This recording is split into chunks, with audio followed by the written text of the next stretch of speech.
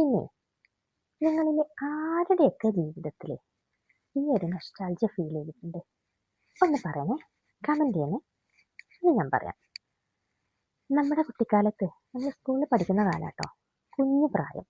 ആ പ്രായത്തിൽ ഈ മാവൊക്കെ പൂക്കുന്ന മാങ്ങ ഉണ്ടാകുന്ന ഒരു കാലമുണ്ട് മാവിൽ. ആ ഒരു സമയത്ത് എൻ്റെ വീട്ടിലൊക്കെ മാങ്ങയുണ്ട്, മാവ് മരമുണ്ട്, ഒത്തിരി മാങ്ങയുണ്ട്. അപ്പം നമ്മൾ എന്ത് ചെയ്യുന്ന വെച്ചാൽ പഴുത്ത മാങ്ങ ഈ രാവിലെ ആകുമ്പോൾ കൊഴിഞ്ഞ് വീഴാൻ തുടങ്ങും. ഇത് പെറുക്കാൻ വേണ്ടി പോകുന്നൊരു കാലം ഉണ്ടായിരുന്നു. നമ്മുടെ വീട്ടിലെ മാങ്ങയൊക്കെ വീണ് കിടപ്പുണ്ടാകും. അതിനുവേണ്ടി കാലത്ത് എഴുന്നേക്കും. കാലത്ത് എഴുന്നേറ്റ് പരീക്ഷയ്ക്ക് പഠിക്കാൻ പോലും കാലത്ത് എഴുന്നേക്കില്ല കേട്ടോ, അത് വേറെ കാര്യം. ഇതിനു വേണ്ടി മാത്രം കാലത്ത് എഴുന്നേക്കും. എന്നിട്ട് എന്ത് ചെയ്യുന്നറിയോ? കാലത്ത് എഴുന്നേറ്റിട്ട് എഴുന്നേക്കുമ്പോൾ തന്നെ കാണാം നമ്മുടെ മുറ്റത്തൊക്കെ ഒത്തിരി മാങ്ങ വീണ് കിടക്കുന്നു. അതാരും പൊറുക്കി കൊണ്ടുപോകില്ലല്ലോ, അത് അവിടെ തന്നെ വെച്ചിട്ട് അടുത്ത വീട്ടിലെ മാങ്ങ പൊറുക്കാൻ പോകും. അവിടെയൊക്കെ മാവിൽ ഒത്തിരി മാങ്ങ വീണ്ടാൽ ആ വീട്ടുകാർ എഴുന്നേൽക്കുന്നതിന് മുന്നേ എല്ലാം പൊറുക്കി ഇങ്ങ് കൊണ്ടുവരും. അങ്ങനെ ഒരു കാലം ഉണ്ടായിരുന്നു, രസമുള്ള കാലില്.